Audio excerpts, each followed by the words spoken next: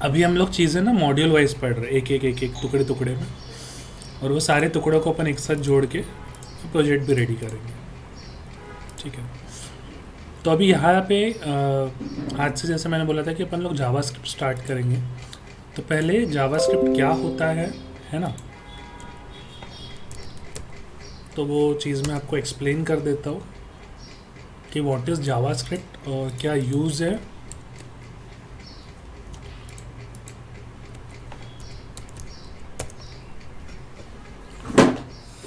मेरा voice clear है and आपको स्क्रीन भी प्रॉपरली दिखाई दे रही है?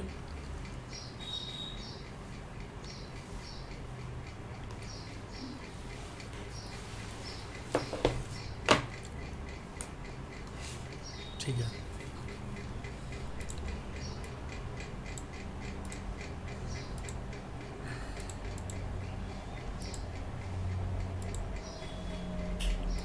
सी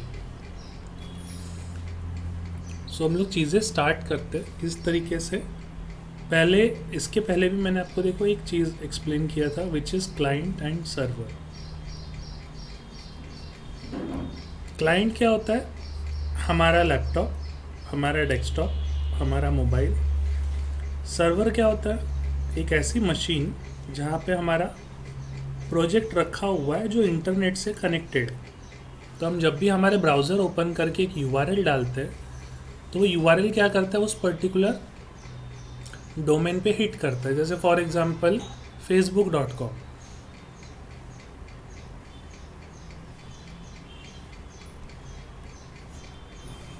तो जैसे ही हमने ब्राउज़र पे facebook.com डाला, तो वो क्या करेगा, सर्वर पे जाएगा, गूगल के सर्वर पे गूगल चेक करेगा क्या facebook.com नाम का कोई डोमेन है क्या। अगर है तो वो सर्वर उसको प्रोसेस करता है और हमको ना डेटा भेजता है वापस रिटर्न। और वो डेटा हमको क्या आता है, हमको मिलता है HTML, CSS और जावास्क्रिप्ट प्लस आउटपुट। अब ये आउटपुट का मतलब क्या है? ये आउटपुट क्या हो सकता है? ये आपका PHP हो सकता है, ये .NET हो सकता है, ये जावा हो सकता है। क्योंकि ये, इसको हम लोग क्या बोलते हैं, इसको हम लोग बोलते हैं बैकएंड की लैंग्वेजेस। बैकएंड क्यों बोला जाता है? क्योंकि ये सारी चीज़ें ना सर्वर पे एग्जीक्यूट होती है। कहाँ पे एग्जीक्यूट होती है? सर्वर पे। और सर्वर पे एग्जीक्यूट होके वो आपको क्या देती है? सिर्फ आउटपुट। ठीक है, अब हमारी ब्राउज़र की लैंग्वेज कौन सी है? ब्राउज़र की डिफ़ॉल्ट लैंग्वेज है HTML, CSS और फिर JS, जिसको हम जावास्क्रिप्ट भी बोलते हैं। तो ये तीनों चीज़ें कहाँ पे प्रोसेस होती है या कहाँ पे रन होती है?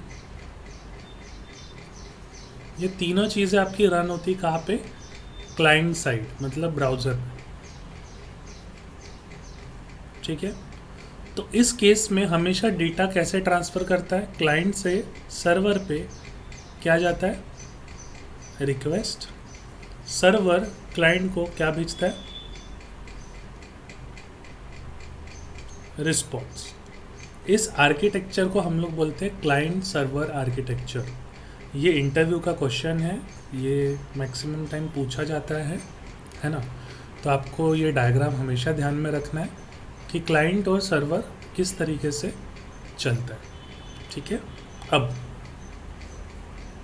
हम लोग जावास्क्रिप्ट के इससे समझते हैं कि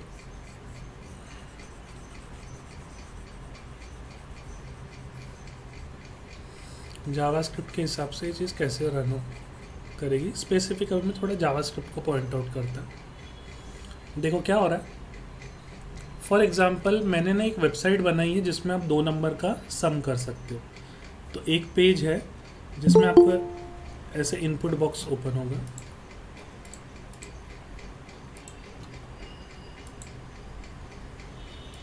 तो हमारे पास में एक पेज है जिसमें हमने ना ऐसे 2 इनपुट बॉक्स बनाए, एक बटन बनाई। ये पहला पेज हो गया। फिर एक दूसरा पेज है जहाँ पे ये पहले वाले पेज में जो भी हम इनपुट डालेंगे वो दूसरे वाले पेज में हमको क्या मिलेगा? सम इज़ 10 सपोज। तो ये दोनों पेज आपके कहाँ पे पता है, सर्वर पे। तो क्लाइंट क्या करेगा, सबसे पहले जाएगा वेबसाइट ओपन करने के लिए, सपोज edition.com हमारी वेबसाइट का नाम है, उसने ब्राउज़र पे लिखा edition.com, यहाँ से रिक्वेस्ट जाएगी सर्वर को, सर्वर चेक करेगा क्या मेरे पास में edition.com नाम की कोई वेबसाइट है, हाँ मौजूद है। तो वो क्या करेगा, ये पहला वाला जो पेज है ना वो कहाँ भेजेगा, एज अ रिस्पॉन्स भेजेगा। तो रिस्पॉन्स में क्या आता है उसका, HTML CSS और जावास्क्रिप्ट, ठीक है। फिर जो मेरा यूज़र है उसको ना उसके डेस्कटॉप पे ऐसे 2 इनपुट और ऐसे बटन दिखाई देगी कि हाँ ये 2 इनपुट बॉक्स है और ये बटन है। अब उसमें 5 और 5 करके नंबर डालेगा और सबमिट पे क्लिक करेगा।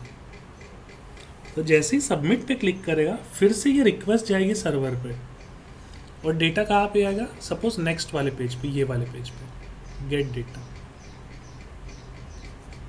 तो ये वाला पेज क्या करेगा, जो भी यूज़र ने 2 नंबर डाले, उसने अगर 5 और 5 डाला है तो उसका एडिशन करके सम इज 10, फिर ये रिस्पॉन्स में भेजेगा, ठीक है।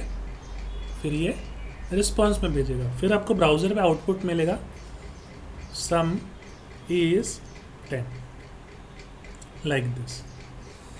तो हमको यहाँ पे कितनी प्रोसेस करनी पड़ी, कितनी स्टेप्स फॉलो करनी पड़ी। स्टेप नंबर 1 क्या थी, पहले edition.com वेबसाइट ओपन करो। स्टेप नंबर 2 क्या थी, 2 नंबर एंटर करो।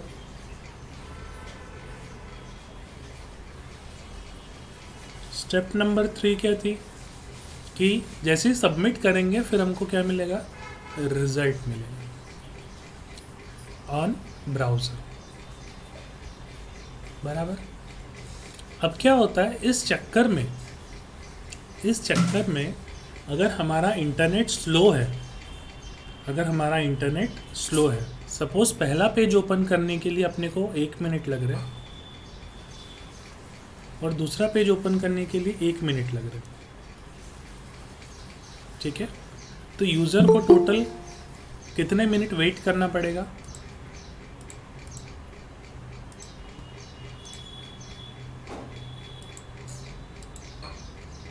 यूज़र को टोटल कितने मिनट वेट करना पड़ेगा। पहले वो पहला पेज ओपन करेगा edition.com, तो 1 मिनट में ये वाला पेज लोड होगा। फिर वो 2 नंबर इनपुट करेगा 5 5, सबमिट करेगा। फिर वो डेटा जाने में 1 मिनट लगेंगे। फिर उसका रिस्पॉन्स प्रोसेस होगा, फिर आने में 1 मिनट लगेगा। तो ऐसे टोटल 1 मिनट लगे वेबसाइट ओपन होने के लिए, 1 मिनट लगे डेटा जाने के लिए, 1 मिनट लगे रिस्पॉन्स आने के लिए।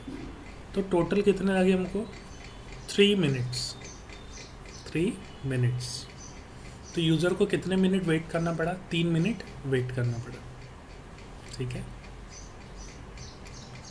तो जावास्क्रिप्ट क्या करता है, अब यहाँ पे जो 3 मिनट लग रहे हैं, तो अब जावास्क्रिप्ट यहाँ पे कहाँ हेल्प करता है, जहाँ हमको छोटे छोटे ऑपरेशंस परफॉर्म करने हैं, जैसे 2 नंबर का एडिशन करना है। तो ज़रूरी नहीं है कि हम लोग बार बार रिक्वेस्ट करेंगे सर्वर को कि अरे मेरे को 2 नंबर का एडिशन करना है, तो हम लोग सर्वर को रिक्वेस्ट करेंगे और फिर सर्वर अपने को 2 नंबर का एडिशन करके वापस करेंगे, समझे। तो जावास्क्रिप्ट कहाँ हेल्प करेगा, आपने पहले वेबसाइट ओपन किया edition.com, आपके 2 इनपुट ओपन हुए, आपने दोनों नंबर डाले और जैसे सबमिट करते हो तो उस केस में रिक्वेस्ट सर्वर पे नहीं जाएगी, आपका जो ब्राउज़र है वही वो 2 नंबर का एडिशन एज अ 10 करके डिस्प्ले कर देगा। तो इसमें क्या हुआ, इसमें ये जो आपकी 2nd नंबर की स्टेप है और ये जो 3rd नंबर की स्टेप है, ये दोनों स्टेप बच गई। तो आपके कितने मिनट बच गए, आपके 2 मिनट बच गए, है ना। तो इसको एक और दूसरे तरीके से मैं एक्सप्लेन करता हूँ, रिकॉर्डिंग हो रही है, आप देख सकते हो बाद में भी, ठीक है। दूसरे तरीके से मैं एक्सप्लेन करता हूँ। फॉर एग्ज़ाम्पल, मेरे पास में एक कंप्यूटर है बीच में, ठीक है, एक कंप्यूटर है और हमने क्या किए, इस कंप्यूटर से एक दूसरा कंप्यूटर जोड़ दिए, इसको हम लोग लैपटॉप बोलते हैं यहाँ पे, और यहाँ पे एक और लैपटॉप जोड़ दिया।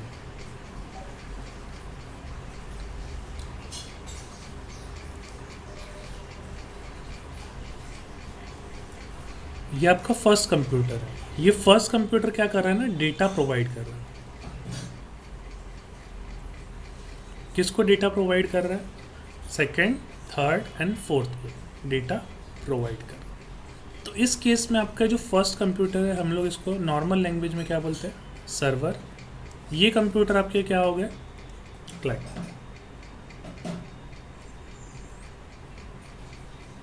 ठीक है। अब यहाँ से रिक्वेस्ट भी जा रही है और यहाँ से रिस्पॉन्स भी आ रहा है, तीनों के लिए। ठीक है। अब क्या होगा, सभी कंप्यूटर ने बोला कि हमको कोई एक पर्टिकुलर टास्क रन करना है, 2 नंबर का एडिशन करना है। तो तीनों कंप्यूटर ने ना addition.com को हिट मारा, addition.com को, और वो addition.com का फर्स्ट कंप्यूटर। ठीक है। वो एक प्रोजेक्ट कंसिडर करो, फिर वहाँ से रिस्पॉन्स आएगा, फिर दोनों कंप्यूटर ना एक एक इनपुट करेंगे और सबमिट करेंगे। तो इस केस में क्या है कि बिना मतलब सर्वर पे क्या पड़ रहा है? लोड पड़ रहा है। क्यों? क्या 2 नंबर का एडिशन मेरे ये 3 अलग अलग जो कंप्यूटर्स है वो भी कर सकते हैं। अगर ये कंप्यूटर अपने ही लेवल पे एडिशन सब्सट्रैक्शन कर पाए तो सर्वर पे लोड बढ़ेगा क्या? नहीं बढ़ेगा। समझे? सर्वर पे लोड बढ़ेगा? नहीं बढ़ेगा। क्यों? क्योंकि तीनों कंप्यूटर अपना खुद का जो एडिशन सब्सट्रैक्शन है वो कर पा रहे हैं। तो उससे क्या होगा, सर्वर दूसरे जगह पे यूटिलाइज होगा, वो कोई दूसरी चीज़ को प्रोसेस करेगा। समझे? तो अब ये जो लैपटॉप है ये किस तरीके से एडिशन सब्सट्रैक्शन करेंगे? चीज़ें कहाँ पे लोड हो रही है? हमारे ब्राउज़र में लोड हो रही है, ब्राउज़र में। तो ब्राउज़र किसको किसको सपोर्ट करता है? HTML, CSS और जावास्क्रिप्ट, ये तीनों को सपोर्ट करता है। ठीक है। तो जावास्क्रिप्ट का यूज़ करके हम लोग क्या करेंगे? Client side addition subtraction perform करेंगे। समझे? वैलिडेशंस करेंगे।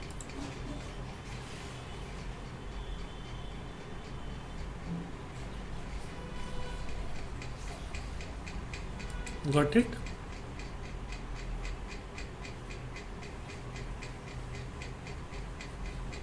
कंसेप्ट समझा क्या?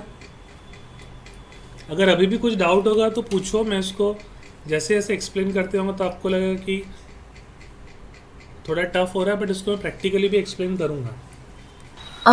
सर सर इन शॉर्ट यही है कि सर्वर साइड में जो कैलकुलेशंस होते हैं या फिर जो मैनिपुलेशंस होते हैं वो जावास्क्रिप्ट डायरेक्टली ब्राउजर पे ब्राउज़र कर पे देगा। कर देता है। So this is the advantage of JavaScript. Yes. Okay, yes. तो इससे क्या होगा, जो सर्वर पे लोड पड़ रहा है वो कम हो जाएगा। हाँ सर। ठीक है। तो अब जैसे मैंने बोला, तो हमारा जावास्क्रिप्ट यहाँ पे क्या हेल्प कर रहा है? पहला यूज़ है जावास्क्रिप्ट का अर्थमेटिक एंड लॉजिकल ऑपरेशंस। ठीक है। सेकेंड यूज़ है जावास्क्रिप्ट यूज़ होता है एनिमेशन के लिए, क्लाइंट साइड। तीसरा यूज़ है वैलिडेशंस के लिए, जिसको हम लोग क्या बोलते हैं कि अगर यूज़र को बोला गया है कि आपको क्या करना है, यूज़र नेम डालना है, तो यूज़र नेम की जगह क्लाइंट ने क्या कर दिया, वहाँ पे फ़ोन नंबर डाल दिया, जो कि गलत है और जो डेटा सबमिट नहीं होना चाहिए। इससे अपना सर्वर भी क्रैश हो सकता है। फिर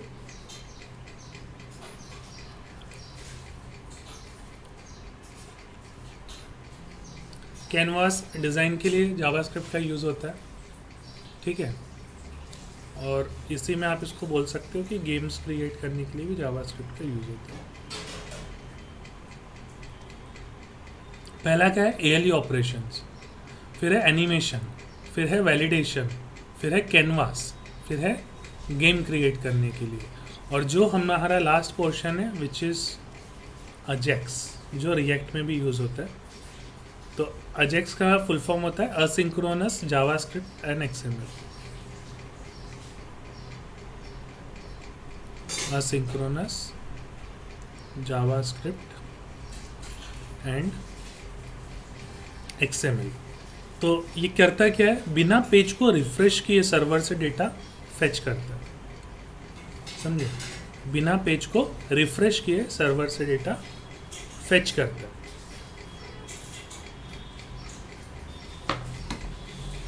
ठीक है, तो इतना यूज़ है एक जावास्क्रिप्ट का। ठीक है, तो इसको अभी हम लोग प्रैक्टिकली देखते हैं। ठीक है,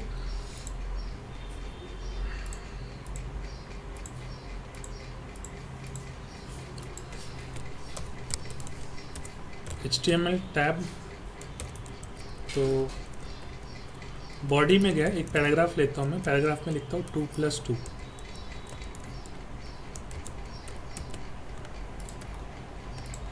और इसको रन करता हूँ। तो देखो यहाँ पे 2+2 का 2+2 ही लिख के आ रहा है। क्या HTML में एडिशन हुआ? क्या आपके HTML ने एडिशन किया? नहीं कर पाया। क्यों? क्योंकि HTML एडिशन सब्सट्रैक्शन नहीं करता। HTML में आप जो भी चीज़ लिखोगे वो वैसे का वैसा उसको प्रिंट कर देता है। ठीक है, तो HTML में एडिशन सब्सट्रैक्शन नहीं होता, नहीं तो यहाँ पे आउटपुट क्या आता था 4। तो हमको कौन हेल्प करता है इस चीज़ के लिए? इस चीज़ के लिए हमको हेल्प करता है जावास्क्रिप्ट। तो जावास्क्रिप्ट लिखने के लिए आपको पहले स्क्रिप्ट टैग लिखना पड़ेगा, लाइक दिस। जैसे हम लोग CSS लिखते थे हेड में, वैसे हम लोग बॉडी में, ये बॉडी के क्लोज होने के पहले यहाँ पे हम लोग लिखेंगे जावास्क्रिप्ट। और इसका भी मैं आपको रन करके बताता हूँ, 2+2। तो ये जो डॉक टाइप होता है, ये डॉक टाइप का मतलब होता है डॉक्यूमेंट। मतलब यहाँ से यहाँ तक आपका ये जो पूरा कोड है इसको बोला जाएगा एक डॉक्यूमेंट। तो वही चीज़ मैंने यहाँ पे लिखा, डॉक्यूमेंट डॉट राइट। डॉक्यूमेंट के ऊपर राइट करो, क्या राइट करो? 2+2। जैसे मैं रिफ्रेश करता हूँ see, you will get the output 4। दिख रहा है? तो जो चीज़ नॉर्मल HTML में पॉसिबल नहीं थी वो हमने क्या किया, स्क्रिप्ट टैग लगाया, और स्क्रिप्ट टैग के अंदर देखो क्या लिखा है, जावास्क्रिप्ट। और यहाँ पे अभी हम लोग कोई भी कोड करते हैं तो वो कोड ये यहाँ पे प्रिंट हो रहा है। क्यों प्रिंट हो रहा है? ये प्रिंट हो रहा है डॉक्यूमेंट की वजह से। ये कीवर्ड आपका डॉक्यूमेंट, ये क्या करता है, इस पेज पे राइट करता है। तो HTML ने 2+2 नहीं किया, बट जावास्क्रिप्ट ने कर दिया। ठीक है, तो हम लोग जावास्क्रिप्ट कहाँ पे लिखते हैं? 3 तरीके से जावास्क्रिप्ट यूज़ करते आता है, एक बॉडी के अंदर, एक हेड के अंदर, और एक एक्सटर्नली। तो हम लोग स्टेप बाय स्टेप देखेंगे कि कब कौन सा यूज़ करना है। ठीक है, तो होप सो इतना क्लियर होगा। तो यहाँ पे वी विल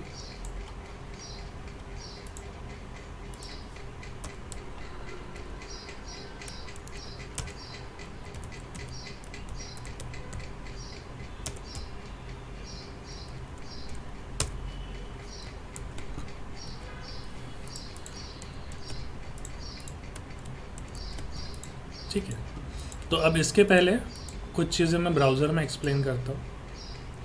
ब्राउज़र पे जब आप राइट क्लिक करते हो ना, तो आपको यहाँ पे कुछ ऑप्शंस मिलते हैं। तो यहाँ पे एक आपका ऑप्शन है विच इज़ इंस्पेक्ट। तो आपको इंस्पेक्ट पे जाना है।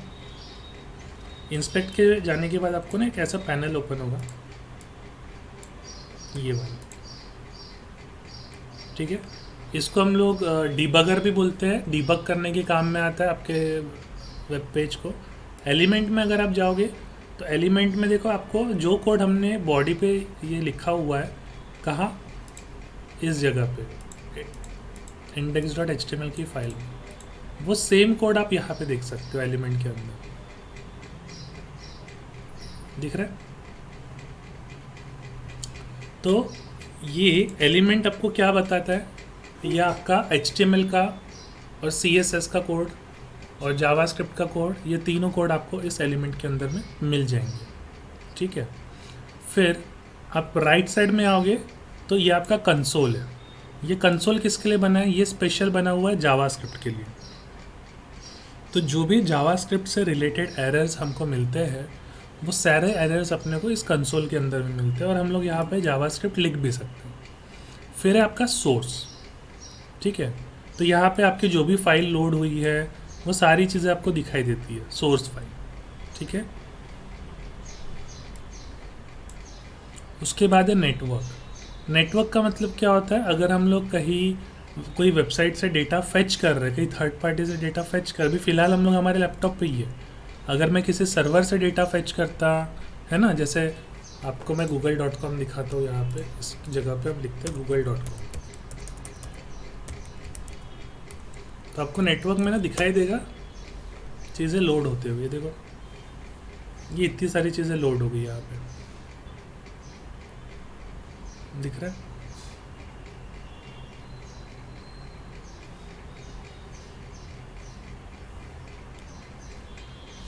तो ये नेटवर्क है। तो हम लोग ये नेटवर्क का यूज़ बहुत करने वाले रिएक्ट के अंदर में, जब हम लोग डेटा फेच करके लाएंगे। ये परफॉर्मेंस है, ये अभी अपने को परफॉर्मेंस का कुछ काम नहीं है, ना मेमोरी का काम है।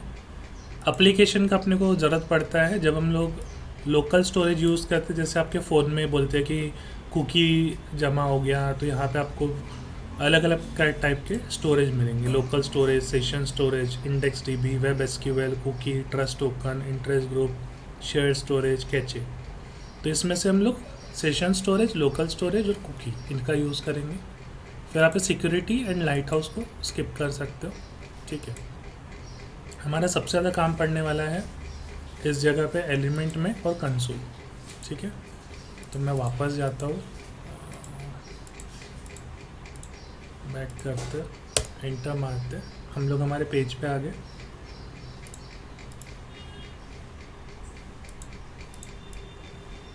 ठीक है। तो हम जब भी जावास्क्रिप्ट का कोड लिखेंगे तुमको एरर कहाँ देखना है? कंसोल में। तो क्या मैं जावास्क्रिप्ट का कोड यहाँ पे लिख सकता हूँ? हाँ, देखो मैं यहाँ पे आपको लिख के बताता हूँ। a = 15 enter, b = 19 enter, a + b। तो देखो यहाँ पे जो a और ये जो b है ना, ये वेरिएबल है, जो हम लोगों ने वेरिएबल पढ़ा होगा। तो हम लोग सारी चीज़ें बेसिक से स्टार्ट करने वाले हैं, बट हम लोग डायरेक्टली जावास्क्रिप्ट का कोड यहाँ पे भी लिख सकते हैं। और ये वाली जो बटन है इससे हम लोग क्लियर करते, कंसोल डिलीट करते, ठीक है।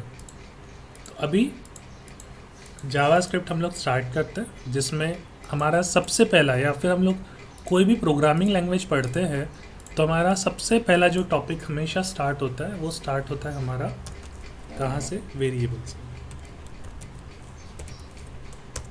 ठीक है। तो HTML में वेरिएबल नहीं बनते, HTML में हम लोग वेरिएबल नहीं बनाते। वेरिएबल हम लोग कहाँ बनाते हैं? जावास्क्रिप्ट, ठीक है। तो ये डबल स्लैश का मतलब है कमेंट। ये कमेंट कभी एग्जीक्यूट नहीं होती। इसको अगर मैं आपको रन करके बताऊँ, रिफ्रेश करता हूँ, सी ये जो वेरिएबल मैंने वर्ड लिखा है ये कहीं पे भी दिख नहीं रहा है। तो कमेंट क्यों यूज़ किया जाता है? कमेंट का सबसे पहला यूज़ है कि जब हम लोग टीम में काम करते हैं तो हमारे कौन से टीम मेंबर ने कोड क्यों लिखा गया है, क्यों? क्योंकि आखिरी में हम लोग कोड ना मर्ज करते हैं। जब भी हम लोग कंपनीज में वर्क करते हैं तो सारे टीम मेंबर्स अलग अलग कोड करते हैं, ठीक है। तो हम लोग लास्ट में क्या करते हैं? उस कोड को मर्ज करते हैं। तो वो कोड क्यों लिखा गया है, क्या रीज़न है, उस चीज़ के लिए हम लोग यूज़ करते हैं फॉर रिमेंबरिंग लॉजिक और फंक्शनैलिटी। जैसे आज मैं आपका क्लाइंट हूँ, मैंने आपको बोला कि मुझे आप एक वेबसाइट बना के दो, ठीक है, और आपने मेरे को वेबसाइट बना के दे दी है। फिर मैं 5 साल के बाद बोलता हूँ आपको कि अब मेरे को ना उस वेबसाइट में चेंजेस कराने, तो क्या 5 साल के बाद आपको याद रहेगा कि आज आपने कोड क्यों लिखा था, है ना? तो हम लोग क्या करते हैं, लॉजिक, जब भी हम लोग कोई लॉजिक क्रिएट करते हैं उसके ऊपर हम लोग कमेंट पुट कर देते कि ये वाला कोड हमने क्यों लिखा है, या फिर इसका यूज़ क्या है, या फिर अगर कोई डिपेंडेंसी है, मतलब इस कोड को एग्जीक्यूट करने के लिए हमको कोई चीज़ रिक्वायर्ड है ना, तो उसके लिए भी हम लोग कमेंट का यूज़ करते हैं। तो कमेंट स्किप कर देता है अपना जो कंपाइलर है, ठीक है। तो अभी जैसे मैंने वर्ड यूज़ किया कंपाइलर, तो हमने ये कंपाइलर वर्ड ना हमारे इंजीनियरिंग में भी सुना होगा कि जब भी हम लोग सी प्लस प्लस पढ़ते थे तो वहाँ पे एक टर्बो सी कंपाइलर होता था, है ना। तो वो कंपाइलर क्या करता था, कोड को मशीन लैंग्वेज में कन्वर्ट करता था और फिर रन करता था। तो यहाँ पे हमारा कंपाइलर कौन है, यहाँ पे आपका कंपाइलर है ब्राउज़र। तो जो कंपाइलर है वो कौन है, आपका ब्राउज़र, ठीक है। तो मैं अगेन इस कोड को सेव करता हूँ, रन करते हैं। कुछ भी आपको आउटपुट नहीं मिलेगा, ना ही कोई एरर मिलेगा, ठीक है। तो जैसे मैंने आपको वर्ड यूज़ किया कंपाइलर, तो कंपाइलर के जैसे एक और चीज़ होती थी जिसको हम लोग क्या बोलते थे, दो चीज़ें, एक है कंपाइलर,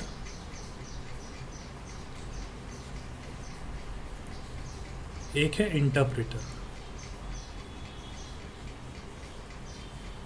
तो एक कंपाइलर हमने पता है कहाँ यूज़ किया है, सी प्लस प्लस में। इंटरप्रेटर कहाँ पे यूज़ होता है, पाइथन में, PHP में, ठीक है। तो कंपाइलर क्या करता है, अगर आपने यहाँ से 1 से लेके 19 तक के पूरा कोड लिखा है तो वो पूरा का पूरा कोड पहले रीड करेगा, फिर उसके एरर्स आपको थ्रो करेगा। जहाँ जहाँ एरर्स है वो आपको एरर थ्रो करेगा। इंटरप्रेटर क्या करता है, line number 1, line number 2, line number 3, line number 4, उसको लगा कि नहीं लाइन नंबर 4 में एरर है, तो वो यहीं पे रुक जाएगा, स्टॉप हो जाएगा।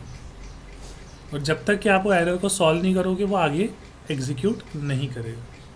तो अलग अलग लैंग्वेज में अलग अलग चीज़ें होती है, ठीक है। कोई कंपाइलर बेस वर्क करता है, कोई इंटरप्रेटर बेस वर्क करता है, ठीक है।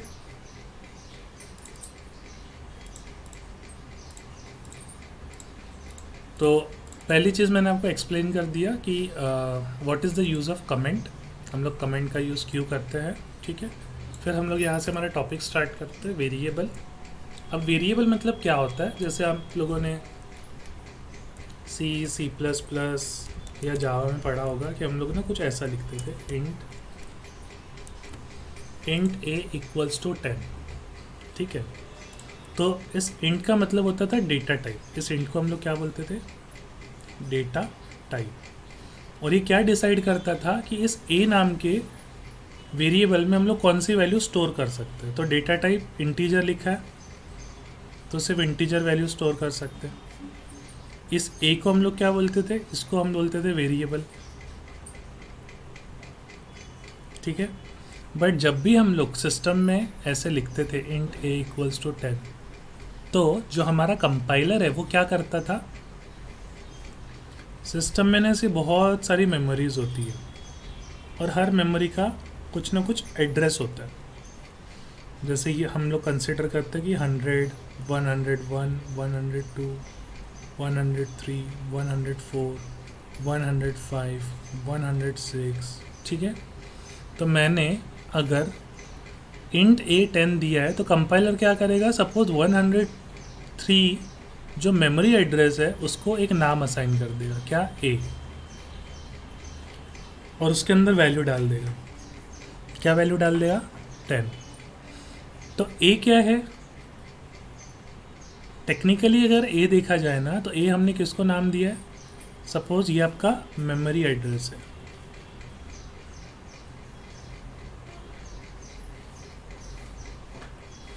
तो ये क्या हो गया आपके मेमोरी की, क्या हो गया ये आपके मेमोरी की नाम, this is your memory name. फिर हम 10 को क्या बोलेंगे, हम इसको बोलेंगे मेमोरी की वैल्यू, समझे। तो इस तरीके से हम लोग चीज़ों को एक्सेस करते हैं। फिर आपने वो एक पॉइंटर का कंसेप्ट सुना होगा कि एड्रेस के थ्रू हम लोग वेरिएबल के वैल्यू को एक्सेस कर सकते हैं। तो सी में क्या होता था ना, सी में अपने को बहुत ज़्यादा सोच समझ के यहाँ पे डेटा टाइप मेंशन करना होता था, फिर वही डेटा टाइप आप वेरिएबल को असाइन कर सकते हो, है ना। बट यहाँ पे ऐसा नहीं होता जावास्क्रिप्ट में। जावास्क्रिप्ट की खास बात क्या है कि आपको ना यहाँ पे डेटा टाइप नहीं लिखना पड़ता, you can skip this integer. Data type automatic ले लेता है, ठीक है। डेटा टाइप क्या करता है, ऑटोमेटिक ले लेता है। आपने जैसे इसको वैल्यू असाइन की हो 10, तो इसकी ऑटोमेटिक जो डेटा टाइप है वो क्या हो जाएगा, इंटीजर, ठीक है। तो अब इसका मैं प्रैक्टिकल एग्जांपल बताता हूँ। हमको क्या करना है, कंसोल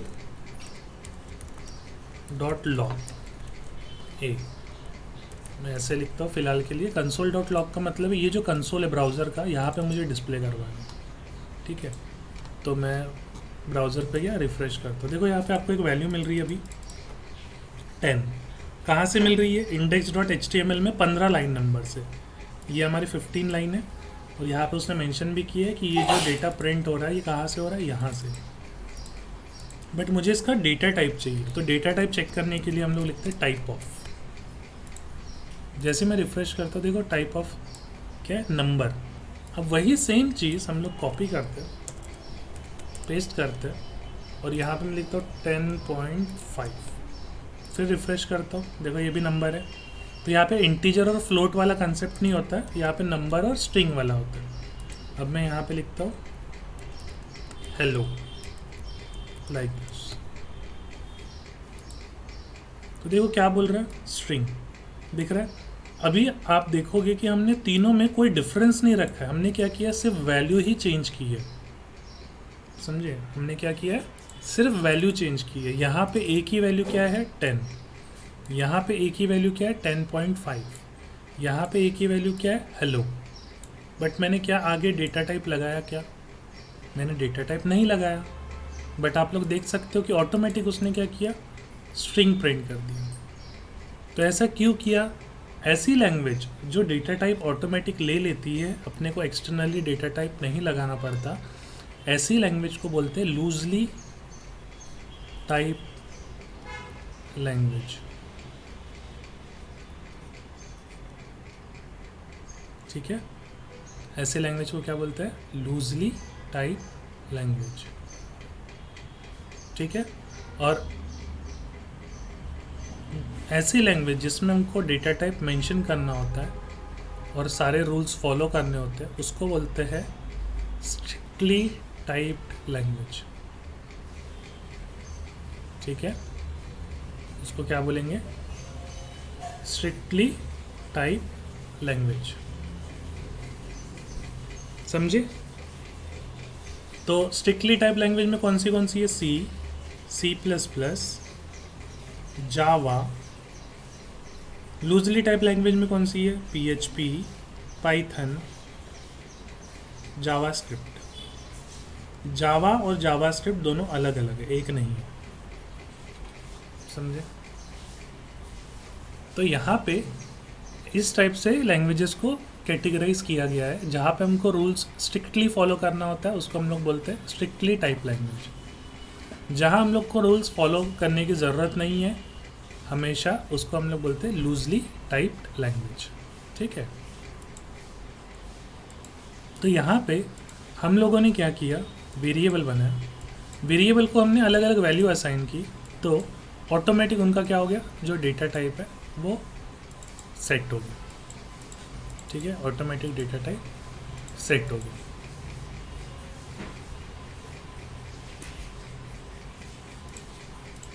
गॉट इट। इतने इसमें अगर कुछ भी डाउट होगा तो आप मेरे को पूछ सकते हो, अगर कोई चीज़ नहीं समझी होगी। मैं बहुत ही बेसिक लेवल से एक्सप्लेन कर रहा हूँ चीज़ें। अगर फिर भी कोई डाउट होगा तो आप मेरे को पूछ सकते हो रोक के।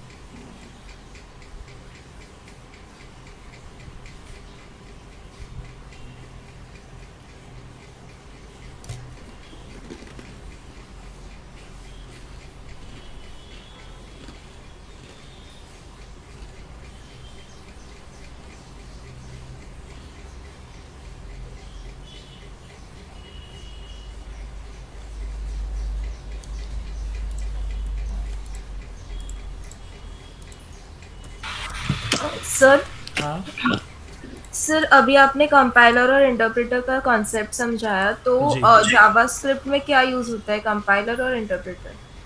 जावास्क्रिप्ट जो है वो एज अ जैसे मैं स्पेसिफिक जावास्क्रिप्ट नहीं बोल सकता, क्योंकि इस केस में क्या होता है ना, जो आपका ब्राउज़र है वो आपका कंपाइलर भी है और इंटरप्रेटर भी है, तो वो हाँ। अलग अलग लैंग्वेज के हिसाब से अलग अलग तरीके से वर्क करता है।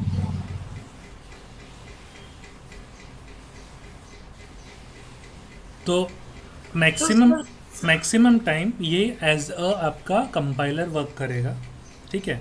बट कभी कभी आप देखोगे कि कोई कोई फंक्शन ऐसे होते हैं कि जहाँ पे वो लटक गया तो वो आगे का प्रोसेस नहीं करता है, क्योंकि लूजली टाइप लैंग्वेज है। जैसे पाइथन में क्या होता है, पाइथन में प्योरली इंटरप्रेटर वर्क करता है।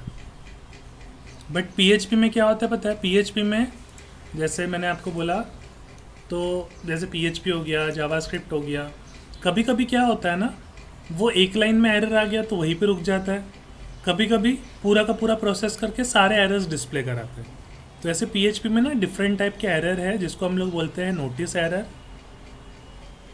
सिंटेक्स एरर, फैटल एरर और वार्निंग, ठीक है।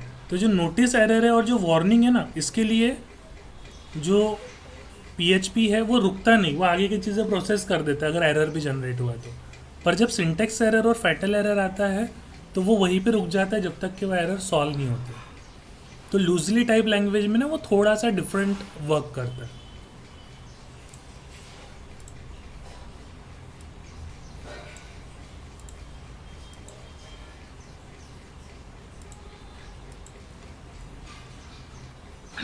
सर हाँ, सो बेसिकली हम जिस लैंग्वेज में जावास्क्रिप्ट यूज कर रहे हैं तो जावास्क्रिप्ट अकॉर्डिंगली एक्ट करेगा यस ना। यस। ठीक है सर।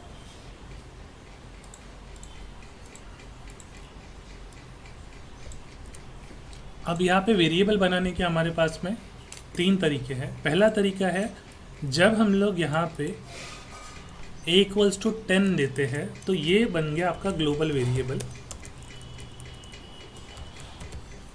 जिसके आगे ऑटोमेटिक वैर लग जाता है। दूसरा तरीका है वैर b=12। या तो आप वैर लिखो या ना लिखो, ठीक है। तो जब भी आप वैर लिखते हो तो ये आपका ग्लोबल वेरिएबल बनता है, इसको हम लोग बोलेंगे ग्लोबल वेरिएबल। और आप लिख सकते हो लेट, ये बनता है scope base.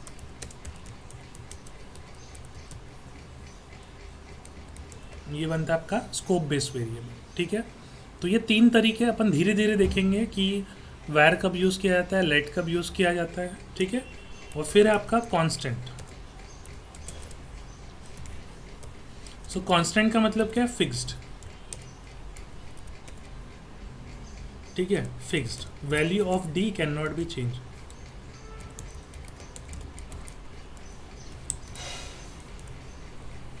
Fixed value of D can not be changed.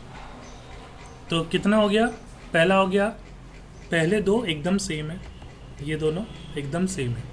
आपने अगर कुछ नहीं लिखा तो बाय डिफ़ॉल्ट वो क्या लेता है, वैर, ठीक है। तो दोनों आपके क्या है, ग्लोबल वेरिएबल है। फिर आपका लेट है, लेट क्या करता है, स्कोप बेस। स्कोप बेस का मतलब क्या होता है कि कुछ सीमित होता है, दायरा। स्कोप का मतलब क्या है, हम बोलते हैं ना आपका ये जो प्रोजेक्ट का स्कोप है वो प्रॉपर नहीं है, मतलब कोई तो जो दायरा है ना, उस दायरे के अंदर में ये वर्क करता है, बाउंड्री के अंदर में। You can use boundary also. Constant का मतलब है फिक्स्ड। अगर आपने एक बार वेरिएबल बनाया तो वो फिक्स्ड हो गया, उसकी वैल्यू आप चेंज नहीं कर सकते, ठीक है। जैसे मैं यहाँ पे d=10 लिख देता हूँ, कंपाइलर में आया और रन कर रहा हूँ, देखो। तो मैंने आपको अभी थोड़ी देर के पहले बोला कि हमारा जावास्क्रिप्ट ना कभी कभी कंपाइलर भी बेस वर्क करता है और कभी कभी इंटरप्रेटर भी करता है। अभी आप यहाँ पे देखोगे कि एरर कहाँ पे है, लाइन नंबर 18 में दिख रहा है एरर कहाँ पे, यहाँ पे। बट क्या उसने टाइप ऑफ ए प्रिंट किया क्या, यहाँ पे नीचे टाइप ऑफ ए प्रिंट हुआ क्या? या फिर आप यहाँ पे कोई भी मैसेज डालोगे हाई यूज़र, तो क्या नीचे हाई यूज़र आया क्या? नहीं आया। क्यों नहीं आया? क्योंकि उसका बोलना क्या है कि आपने यहाँ पे कांस्टेंट बनाया और उसको फिर आप वैल्यू असाइन कर रहे हो 10। तो कांस्टेंट की वैल्यू एक बार फिक्स्ड हो गई तो उसको आप चेंज नहीं कर सकते, समझे? तो दिस इज रॉन्ग, अभी हाई यूज़र है। क्यों? क्योंकि इसके पहले कोई भी एरर नहीं है।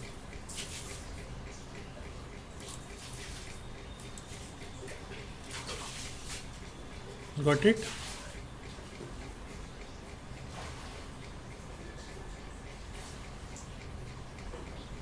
ठीक है, तो एक ये कोड है। फिर हम लोग देखते हैं एडिशन सब्सट्रैक्शन किस तरीके से किया जाएगा। तो a equals to 10, b equals to 20, c equals to a plus b, और यहाँ पे हम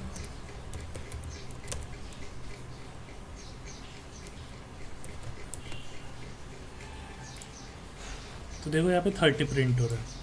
तो एक कंसोल हमने लिखा है, इस वजह से चीज़ें यहाँ पे आ रही है। हम लोग जावास्क्रिप्ट के थ्रू डायरेक्टली कभी भी बॉडी में राइट नहीं करते, है ना। हमको पहले एलिमेंट लेना पड़ता है, उस एलिमेंट के अंदर ही राइट करना पड़ता है। तो जो मैंने डॉक्यूमेंट डॉट राइट यूज़ किया था वो आप यूज़ नहीं करोगे, ठीक है। अब यहाँ पे एक और मज़े की बात बताता हूँ आपको कि फॉर एग्ज़ाम्पल यहाँ हमने ए बी इंटीजर लिया, बट मैं यहाँ नीचे क्या करता हूँ, बी को डबल कोट्स दे देता हूँ। तो इस केस में डेटा टाइप क्या हो गया, ये तो इंटीजर हो गया, ये आपका स्ट्रिंग हो गया। तो जब मैं इंट और स्ट्रिंग को मर्ज करता हूँ, ऐड करता हूँ, तो क्या आउटपुट आएगा पता है, कॉन्कैटिनेट हो गए दोनों, दिख रहा है 10 20 क्या हो गया, कॉन्कैटिनेट हो गया। तो जब आप डबल कोट्स में किसी चीज़ को लिखते हो तो वो क्या हो जाता है, स्ट्रिंग बन जाता है।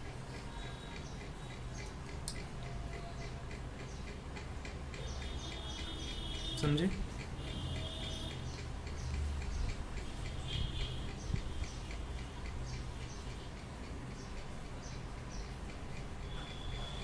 क्लियर है इतना? तो अभी आपके लिए टास्क है, आपको क्या करना है, आपको एडिशन सब्सट्रैक्शन मल्टीप्लिकेशन डिवीजन ये सब परफॉर्म करना है, ठीक है। प्लस कंसोल डॉट लॉग जो मैंने लिखा, इसके अलावा और कौन से कंसोल्स होते हैं जावास्क्रिप्ट में जो हम लोग यहाँ पे प्रिंट करेंगे। कंसोल डॉट लॉग एक हो गया, इसके अलावा भी होते हैं डिफरेंट टाइप के कंसोल्स, ठीक है। तो आपको आपके लेवल पे एडिशन सब्सट्रैक्शन मल्टीप्लिकेशन डिवीजन, ठीक है, प्लस कंसोल्स कितने टाइप के होते हैं, जैसे मैंने कंसोल डॉट लॉग लिखा, तो इसके अलावा और क्या होता है वो आपको पढ़ना है, ठीक है।